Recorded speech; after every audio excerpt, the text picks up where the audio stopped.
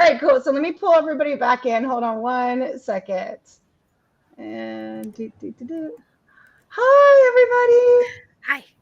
Hi. Okay, so just a couple things I want to talk about real quick on here that I'd heard throughout, as we were all talking. So, like, obviously, Katie, you had mentioned the pre-orders, and so I didn't know about that. So you're saying that if a Yeah. pre-order, because what's happened is readers So, are watching this and they don't understand the side from yeah. authors. So this is a really good vehicle to get the information out, right? I've had a lot of people complain about my Fatebound saga because I only have the first book out so far.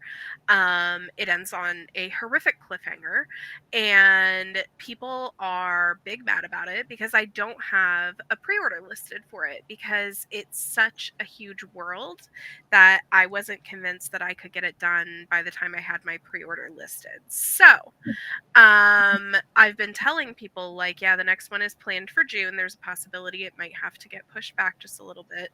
And I don't have it up for a pre-order because, like, I am so scared of missing that pre-order deadline. How do they penalize you? Sorry, go ahead. Okay, Chandelle? so You can't sell pre-orders. you can push it back one time within a 30-day window. That's all the more leniency that you get. And then if you miss that deadline, then you are no longer allowed to upload pre-orders. You have to wait and be like, For a year. I'm ready to upload this book right this second.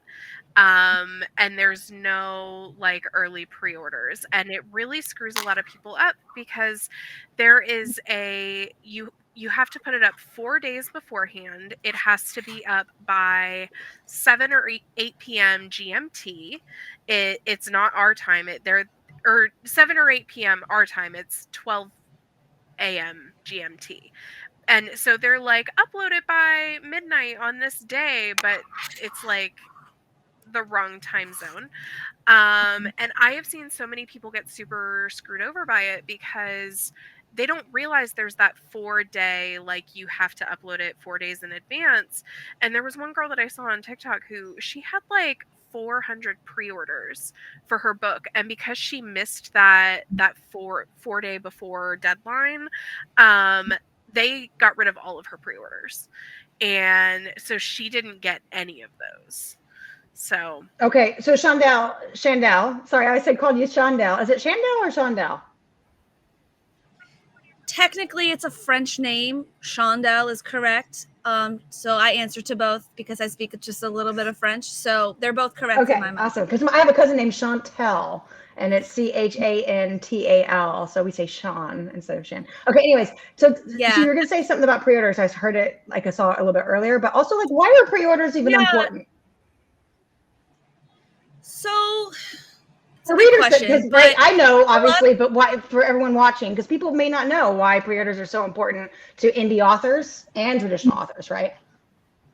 So the nice thing about pre-orders from the reader's perspective is that they won't forget about that series. Now, I'm fortunate enough that I'm on book 24 and my fans are well aware that these are coming, right?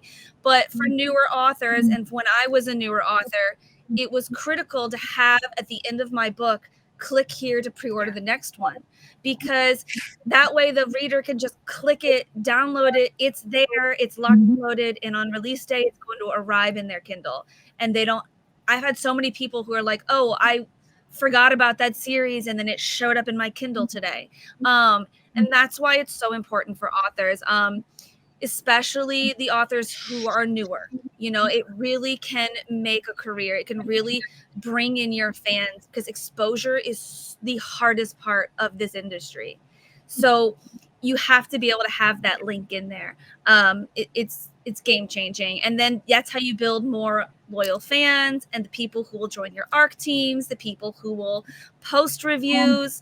So pre-orders are huge. Not to mention, it's guaranteed money for the author on release day. So it's, instead of getting, waiting for sales, you're going to get, all 40 or 400 or 4,000 pre-orders. You're going to get paid that, it's going to hit, there's a delay when you get payout, but for people who maybe who authoring isn't their full-time job, you know, like Rebecca, you have another job and you're doing this amazing, you know, group. If you were an author, like knowing that, okay, I'm going to make money, you know, all of my months of hard work of writing this book, there's people who have bought it. And so it's huge. I always set up my pre-orders 1 year in advance. I stretch it as far as KDP will allow me to, like Amazon. I push it, and I click the last day. And I have had to push a month after that because, you know, I had COVID 3 times in 1 year. So like it 3 times? It happens, you know, potentially 4. So Jesus. I've started testing negative, even though I lost my taste and smell for 3 months. But, you know, whatever. Life happens. And, you know, it's hard because people get mad at Amazon, and I get it. It sucks. But, like, they're looking out for the reader. As an author, it sucks. But they're looking out for the reader. If I pre-order books, and that's my money because, you know, I'm paying that when I order. Yeah. If the author cancels it, it's bad customer service. But ever since COVID, I just want to throw out, ever since COVID, you know, the world shut down, Amazon has been a lot more lenient. So if you just get them on the phone and you're like, hey, I've already pushed it my 30 days. Like, I'm not going to make it. Can you give me another extension? Most of the time, you have a good chance that they will. It's not guaranteed. Don't don't get me in trouble. But, you know, it's like I get it, but also I was an author who called and gave, like, they were like, yeah, like, I had all this crap going in my life and I missed my deadline, and Amazon did reinstate her privileges. They were like, this is a one-time courtesy, don't do it again. It's better if you call before you miss it. You know, like if you've got 20 minutes, because what a lot of people don't know is there's a timer on our screen in our little, where we go to upload our book. It's a literal timer. So we can see like counting down to the second. No, I didn't know that. That's cool. No, and it's like, you know, like I was gonna say it's cool, but it's probably makes you like, Nope. I've gotten down to like 2 minutes. So like if you've got minutes on there, call before your minutes are up, you know, because it's easier for them to reinstate and before it goes out. So just as a summary, what I'm hearing is pre-orders are important for indie authors because it reminds people to go pick up that next book, so they'll continue the series, right? And then also it helps getting cash in the pocket, right? Because this is your livelihood. So like you'll get paid on the, but then for traditional authors, it shows, and I guess also for indie too, it gives a sense of how popular the series is, right? Yeah. So like, and so they'll write that next book, right? Because people have been pre-ordering it. It is motivation. It is motivation, you know, to be like, okay, these people liked it, they're pre-ordering. But you know, once your pre-order's there, you're kind of stuck anyways. Yeah, that makes sense. Okay, and then Katie, we said something else on yours. I'm drawing a blank. What was the second thing we were going to talk about in the panel? We talked about reviews. Audiobooks. Yes, audiobooks. How crazy expensive, because people complain all the time that they're not audiobooks out there. Yeah. Like, they're not, you know. The going rate for a single audiobook narrator, so just a solo one person reads the whole thing start to finish, ranges anywhere from $50 per finished hour to $500 per finished hour. So if your audiobook ends up being, you know, 10 hours, you're paying $5,000 for an audiobook narration for a single person. The Bordeaux's, who narrated Zodiac Academy, Bridget and Jake, their going rate for a solo narrator is $325 per hour, and then for a duet, both Jake and so there's solo, dual, and duet, and the dual is it switches off every chapter, and then the duet is they switch off their lines of dialogue. And their going rate for a duet is $425 per hour, per finished hour. So like it is exceptionally expensive for people. So is that all that they earn, or do they get a royalty on top of that? It depends on the narrator. It really does. It depends on the arrangement that the author sets up. So if you go in and you say, I'm going to pay for it all and I'm going to pay up front, then the narrator gets paid just the one time. There's another contract where you can give them some royalty share. Most authors don't do that. All right. So similarly, let's talk about cover photos, because people don't realize how expensive cover photos are, right? Like in the indie author world, people will complain about a cover. We have people drop posts in the group where they're making fun of cover photos, and we delete those posts immediately because it's like, it's totally not cool, right? Like it's very hard. I mean, a lot of authors do their own cover photos actually, right? In like the indie for world, Canva or those kinds of things. Canva, I actually, right? So these are not my covers. These are other people's as well. So this is Toxic Intrigue by MC Smothers. She did this, I'm pretty sure, on Canva because I've seen this same picture a few times. But it's a really pretty cover. And then this is J.A. Keaton's Spellbroken King, which she has a fully drawn like digital artist went in and did this. It's gorgeous. I do not want to know how much she paid for this because that is insanely expensive. And then there's mine, which again done by a graphic artist, and I got mine on clearance for $35. So oh wow, that's really good. Oh my gosh. But normally it's $150 for his custom ones. And that's pretty cheap. So I have this cover made by a designer named Katie Ritchie, and she hand draws it, and this is 4 figures. This cover is 4 figures. And I didn't mean to ask you guys specifically what you've spent on covers. I wasn't trying to go there. Just to give people an idea, though. It's not happy to talk about it. Listen, I'm an open book. I like to be, fully transparent. Like, this is beautiful and I love it, but it cost me $1,000, per cover.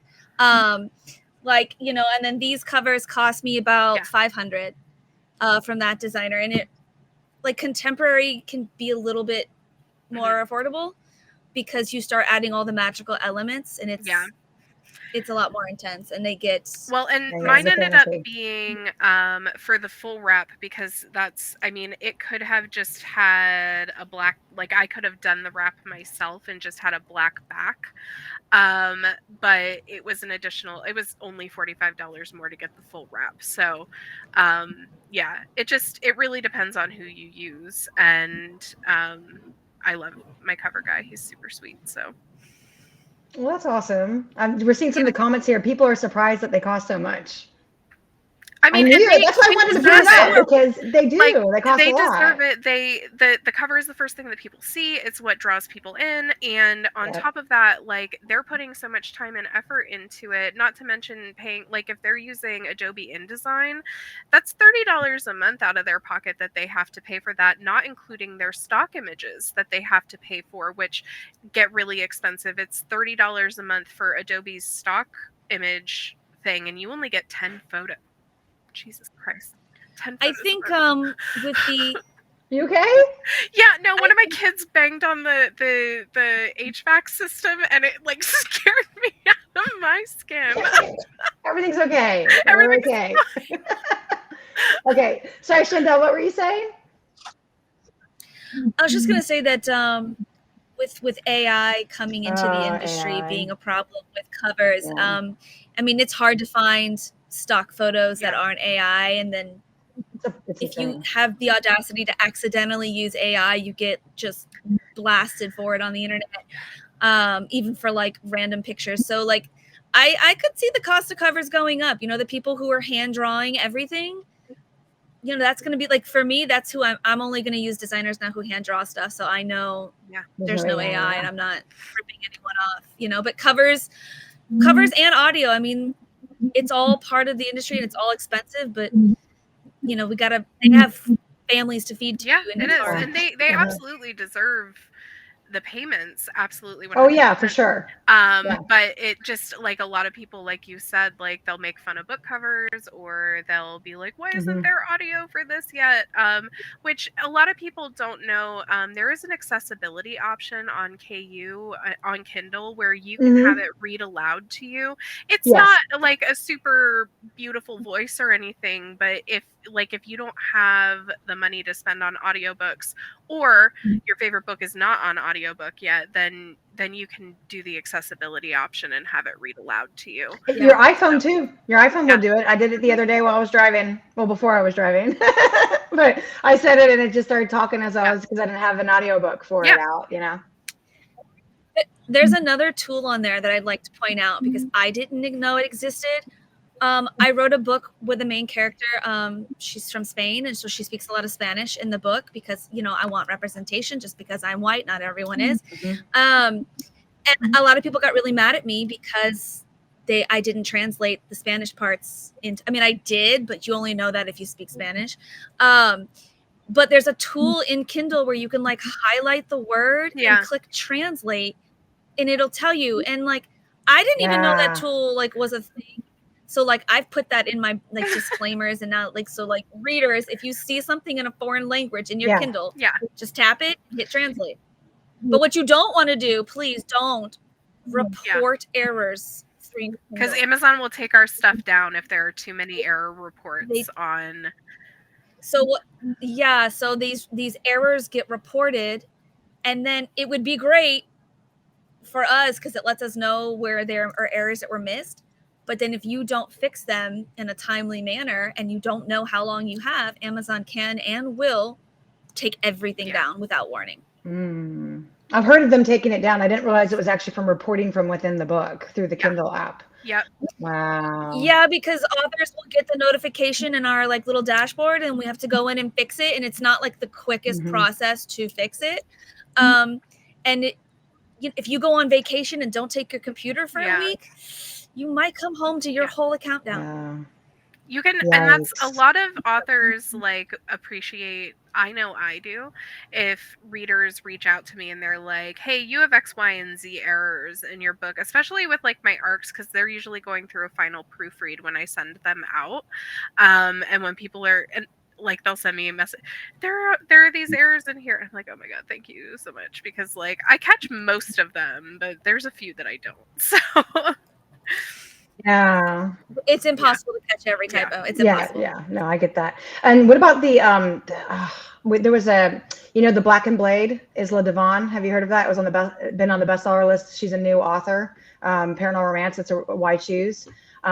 Right after her book's done very well. Like it's her first book, and it's like already I think over 7,000 ratings, like all 5 stars. Amazing. Like she's done really well. But her account was taken down very quickly after her book started skyrocketing, and it was the piracy. So, and I think that's so incredibly unfair. Like someone stole her book, put it on a piracy site, right? You guys have to deal with this, right? And then Amazon says, "Oh, you're breaking, you know, our contract with KU," and they take your site, you know, your account down. Terrible. Yeah, that is very terrifying because they. You know, we have no control if they're stealing our books. So they steal them and we don't know. They're on 800 sites. Next thing you know, we're getting taken down. But there are organizations like the Authors Guild and stuff that you can join as an author for backup. People to help you. There's one pirating site that I cannot. I have sent several DMCA notices to them, and they just are not taking it down. Explain what I actually hired out a guy, like a company who all his job is to go out and just take my books down from other sites. So message me, Katie. I'll let you know his name. It's worth it, you know. So explain what DCMA is, because a lot of readers don't understand what that means. Readers don't understand how harmful it is, these piracy sites. They don't really understand how harmful it is to an author. They don't really think of it as stealing. But it is stealing. Right? It's stealing. And that's like, I've actually seen people in groups say like, you know, well, I don't have access to these books and I deserve to be able to read too. And like, I get wanting to be able to read, but you are making it to a point, like if you like that author and you're stealing it and you're putting it on a piracy site, like what is there? I have seen authors straight up quit because they keep getting notices from Amazon. And so the DCMA is what we can send. It's like a copyright infringement thing. I can't remember what the acronym stands for. And we can email them and be like, hey, this is in violation of my copyright, which the second you put words on paper in the United States, states, that copyright is yours. That is your intellectual property. People are not allowed to use it for anything else. And so people will end up like trying to email, you know, hey, like you need to take this down, you need to take this down, and they just won't come down.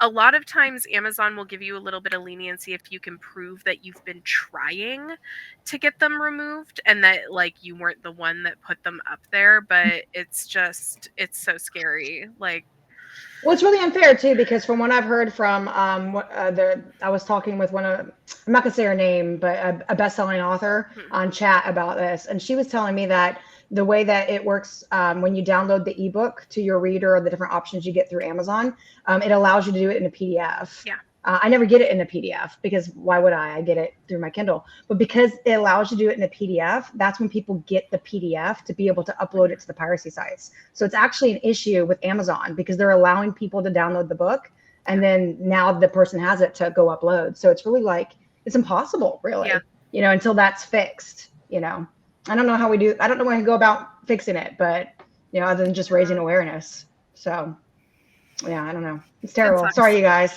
No, it is what it is. Like, oh, I was reading comments. Sorry. Oh, I'm looking at the comments too now. Okay, all right. So just to wrap up here before we close, let's talk about ratings and reviews and why they're so important, and also Amazon ratings too. Like, right? Like if anything's less than 3 stars, it actually is really, really harmful, right? Yeah. To a book on Amazon. Even so, a lot Chandelle? of people, sorry. A lot of people think that if a book only has 5-star reviews, that those reviews are all paid for, like those aren't legit, and so they'll be like, I'm gonna help her or him by giving it 4 or 3 stars because it's a great book, or like, and then writing a glowing review, and that actually hurts us. The more reviews we have, the more like the better our overall like average rating is, the more Amazon will like push our books, like the more the algorithm will work for us and will help our exposure. So if you love a book, I mean, unless you like really hated it, like, something was really wrong with it. I'm not saying don't like review genuinely. I'm just saying like, think about like, do you love this author? Did you really enjoy this book? Like if you really enjoyed the book and you would recommend it to someone else, please don't do less than 4 stars, because it really just hurts us, and it could make or break an author's career, stars off especially a for newer silly author. Things too. Like like I generally speaking, after my art reviews come in, I try not to look at my reviews because I do believe that those are for readers. They are not for me. I do like to know if there's a consistent criticism about my books so that I can fix it in future books. But overall, I try not to look at them because it's bad for my self-esteem. So, but I have had with my novellas, I have had so many people like in the reviews be like, I loved this book so much. The only thing is I wish it were longer. And then they give me 3 stars. And I'm like, please stop doing this. Like, please. The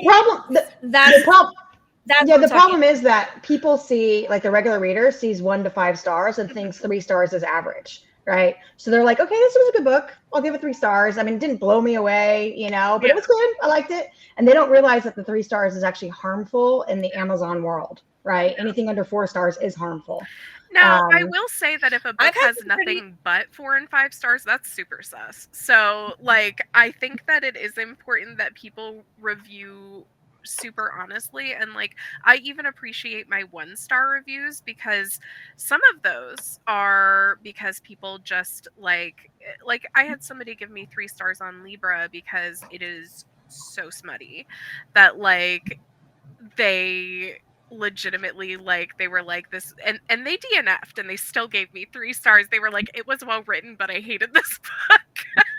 Basically. I just want to echo this comment. I can't see who made it over here, Goodreads is for straight up reviews, but Amazon and Audible, I'll either give it a 4 or 5 stars or nothing at all. Yeah. Thank you. I do the same thing. I don't touch Goodreads. I will not. That is a toxic thing for my author brain. I will not go on it.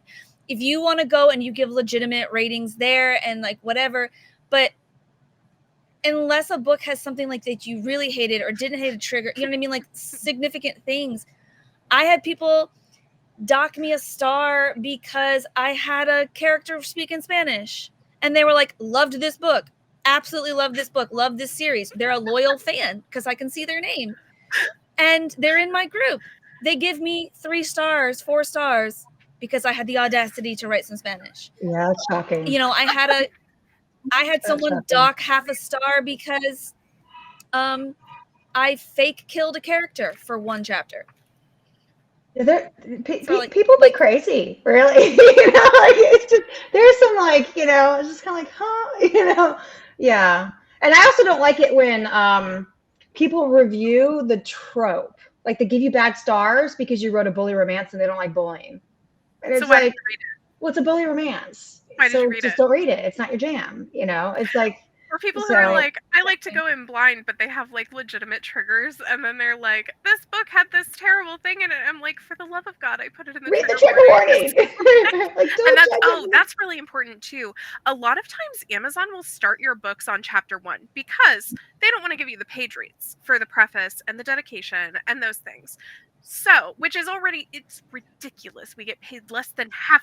I put it all in the back. Half a cent a page, yeah. Per page read on KU. And so they're like, but we're not going to give you these extra. But scroll back 2 pages and you'll very frequently find the trigger warning list. Some people don't put them on there because Amazon also is like, oh, this has a trigger warning list. We're going to take it down. So some people have it on their website. You can actually change it though. So I've heard that as an author, when you upload your book, you can set the page where it starts. Did you know that? That's what I've heard. Yeah, I call bull. Really? Amazon will do what it wants. I don't know where this feature supposedly is. I will message the author and I'll tell you what they say. I'll find out. I mean, Amazon's going to do whatever it wants. You know what I mean? And the Kindles, whatever. I've heard that. I haven't seen it actually happen. Okay. But I will say to avoid that, I put my trigger warnings on the top of my chapter. So like if I get to a chapter where something might have something triggering in it, I literally under the chapter will say trigger warning. This is and then I say like go get a snack or something, and then like on the next chapter I give a little recap, be like, hey, this is what you missed if you skipped this chapter. Right. And that allows so that they may forget those trigger warnings in the beginning of the book. So if you put them at the start of the chapter, I've had a lot of fans really love them. You're never going to please everybody too, and that's the no, thing of course not. But like, I've had people like ream me out for putting trigger warnings in my book at all, and they're like, "Don't put it in there." Like, all these snowflakes, they just blah, blah, blah, blah. And I'm like, I'm not going to be responsible for sending somebody into a mental health crisis. Thank you very much. And I have seen people like, well, you should put it at the back of the book. And like, I've seen authors put it at the top of the chapter. And I think that's terrible. And like all this stuff. And I'm just like, can you just like chill?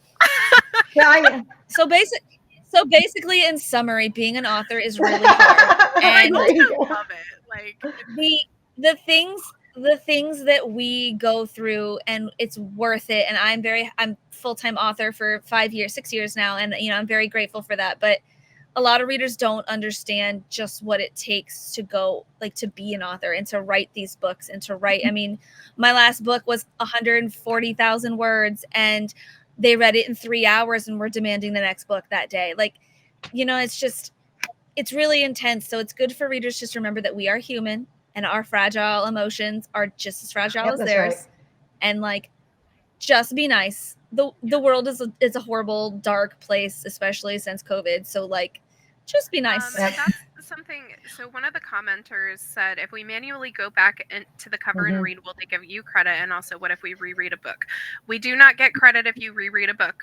Period. End of story. They This only is the give you first time the page is read. for the first time, and which I think is silly, because why does it matter if they're reading my book or if they were reading somebody else's book? Just give page reads. Like, you know what I mean? Like, it doesn't. I don't understand that. But the other thing about it too is that there are some people who, like, they'll be like, oh, well, I was going to DNF this book because it just wasn't for me, so I'm going to scroll through the pages really fast. Amazon will flag you for that because they think that you are, like, faking page reads. Yeah, you're which, I mean, technically somebody is faking page reads, but, like, just don't scroll through the pages super fast just to give the page reads, because Amazon will get mad. Well, but that's also the reason why they only pay us for the first time, is to try to prevent tampering the cheaters system and the scammers of the world, right? So, like, I get why they do that, but it just kind of sucks. So, readers, if you read a book on KU and you love it, please buy it. Just please buy the ebook, because that is the only way that we will get paid more than once. If not, thank you for reading it, and read it as many times as you want in KU, and we still love you for it. And the reviews and the ratings, right? That's a huge thing. Reviews and ratings. So, and also I'm going to add on to that. Doing posts in Facebook groups is super helpful. Like, if you love a book, people don't realize the impact of dropping a post in a Facebook group about how much you love a book is. I get authors send me messages all the time with pictures of their sales. And there's a spike on the day that I dropped a post about their book. Or that someone in my group dropped a post about their book. It really makes a difference. It does. So, like, if you love a book, readers, if you love a book, post it everywhere. Post it anywhere you can. You don't even have to tag us if you're feeling insecure and, like, weird about it. We don't care. We don't need the credit that you're sharing it. Just please share, because exposure is the hardest thing to come by. And if you love a book, go follow that author. Go and see if they have social media and tell them you loved it, because you can be having a really hard day trying to write a scene, killing a monster or something. And, like, that comment will come through and you're like, oh my gosh, And that's too, I personally put graphics in my Facebook group where I'm like, hey, if you loved this book, here's a graphic with, like, the tropes on it. If, like, anybody ever asks for something that this fits, like, please share it. And because like, I know me personally, whenever I'm reading, I go 1000% off of reader recommendations or self-recs that I see in Facebook groups, and I go in blind. I don't read the blurb. I don't, like, if I'm like, I want a reverse harem with and academy setting and enemies to lovers, and people are like, here's this list of ones that, like, I think will fit what you're looking for, I won't look at the blurb because I don't like spoilers. So and I don't look at the trigger warnings. Oh, please don't put spoilers in your reviews. Unless it's on Goodreads, because you can hide it on Goodreads. Yeah. On Goodreads. Okay, on Amazon. Listen. I think readers don't understand is Goodreads is the place for readers. Amazon is the place for authors. That they control our whole career. So, like, that's why I'm saying, please be nice to us and give us 4 and 5 stars, because it can ruin our career. They will shut us down. They won't share us. That's the only reason, like, that I say that. If you're going to write a review on Amazon, please do, but no spoilers. No spoilers, because people don't want that. They'll go read a review to look for legitimate things that they need to check for, like trigger warnings or happily ever afters and such, and they get to read the whole book. I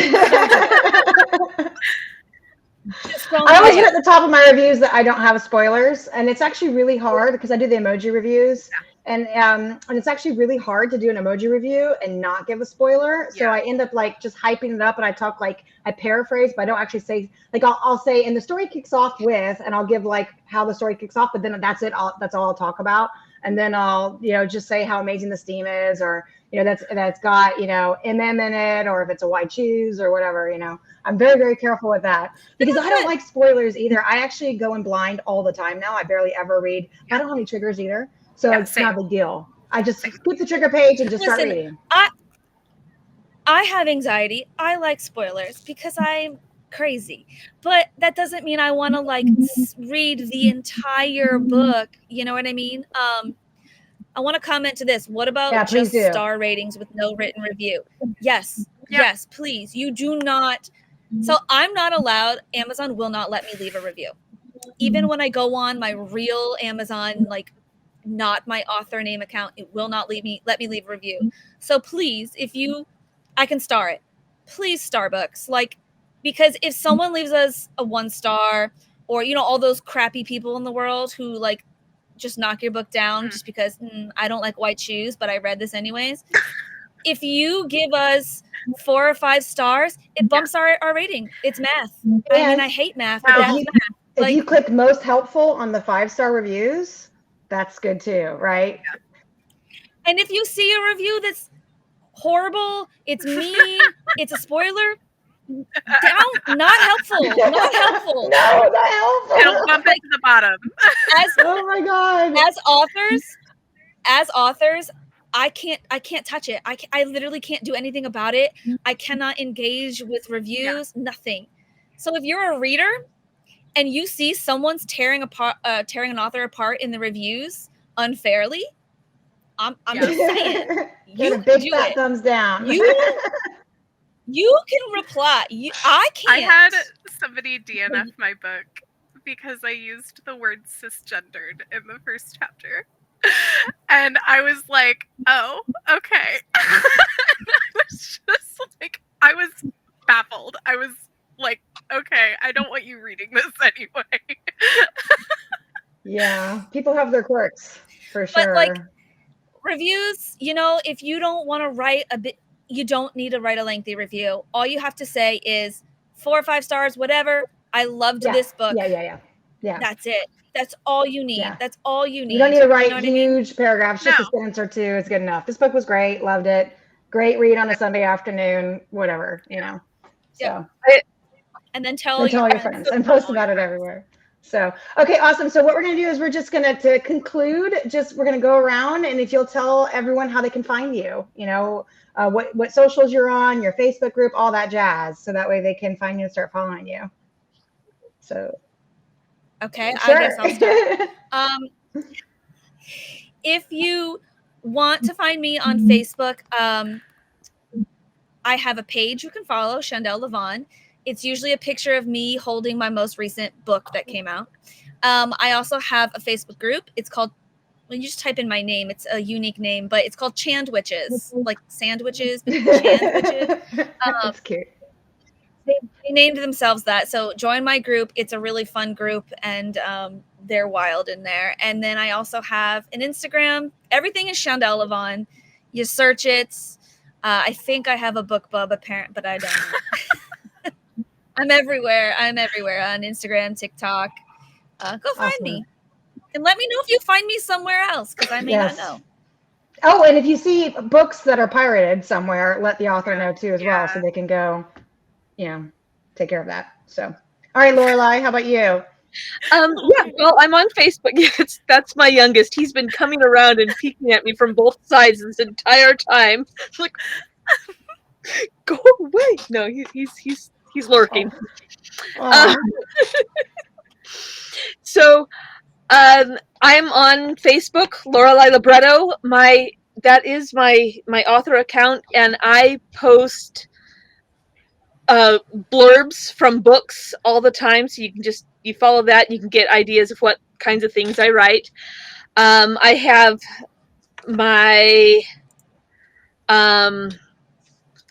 I have Lorelei Libretto's World of Shifter Haven. That's kind of like the readers group. That's the one where I will post pictures of what I think different characters look like, or memes that make me think of shifters, things like that. And then Lorelei Libretto's Shifter Haven is more my official account. I'm on TikTok, Lorelei Libretto, Instagram, Lorelei Libretto author, but honestly, I almost never post anything on TikTok, and I don't know that I've ever posted anything on Instagram ever, because you'll get to it. It's just one more thing. I'm not a marketer. Marketing is hard, man. It's hard. Yeah, it's hard. I'd rather be Yeah. writing. Yeah, it's Yeah. exhausting. It really is. But Yeah. Okay, how about you, Katie? okay, so first of all, I just want to mention you should follow your favorite authors on Amazon because you'll get notifications whenever they post new books, whenever their new books become available. So that's one Right. thing. I am on TikTok and Instagram under author Katie Fraser. I do not use Instagram hardly at all. I am not good at it. I use TikTok fairly regularly, and that's where I am typically my most authentic self. I do live TikToks on Friday nights where indie authors come on and tell us a little bit about their stuff. This week is actually Arson Quinn. They're under DI Quinn in the group. So they're going to be coming on and talking about their writing journey. And then I have my Facebook group, which is Katie Fraser Readers, which I post all of my ARC opportunities, I'm in the process of making book boxes. Speaking of like 3D printing stuff, these are going in my book boxes because I got a little wolf shifter. I have like different ones for each of my guys. And so I post about that stuff in there. And like, that's where I post the newest, like, here's my newest, book cover and like all of that stuff.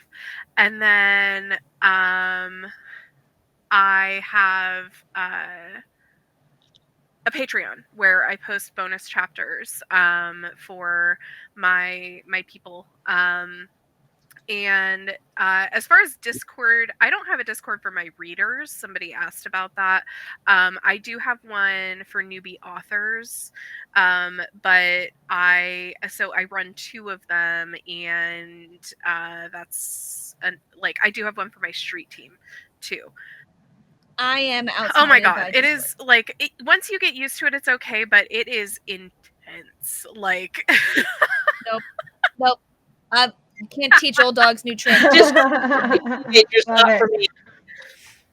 I can't. That's I awesome. Love it. I love Discord, but I get overwhelmed by all the moderation stuff. I don't know how you do it, Rebecca. Girl. I have 150 people in my reader group, and that's it. And I'm just like, overwhelmed. I've got at any time 50 to 60 active chats on Facebook at any time. It's crazy. I'm just like, this is insane. I get so overwhelmed by I keep getting Discord notifications right now, and I'm gonna have like 90 Discord messages whenever I'm done here, and I'm just dreading looking at my phone. It's crazy. It's at the point now it's comical. I'll tell my husband, yeah, I opened up another Facebook group, and he's just like, Rebecca. Oops. We have a website now. We just went live. No one knows this. I haven't announced it. But if you go to www.FanGrrrl.rex.com, with the 3 R's for the growl, we now have a website. So, yeah. Yay. Amy Reynolds, my best friend, and she's also a moderator in the group. She taught herself WordPress and did the entire website in the past 2 weeks. Oh, I love that. I love that. Yeah, all for free, just to help me out to get us ready. So we had it for FFB. I'm just like, this is insane. Yeah, it's really cool. So now we have a website. So it's very exciting. So anyways, all right, you guys. Well, thank you so much for coming on. This has been awesome. It's been really fun. Yeah. Thank you so much. I know we went a little bit longer than we expected, but it was just such a good time. Just a little bit longer. Just a little bit. It's fine. All right, you guys. Well, thank you so much. I really appreciate it. And I'm going to post this. This will be in all the announcements and all the groups everywhere it is. I'm also going to upload it to the YouTube channel, and then you can share that link in your groups too, because YouTube is public, and the quality will be the best on YouTube. It'll be 1080 HD. Yeah. Okay, cool. All right, okay. Bye, guys. Thank you. Bye.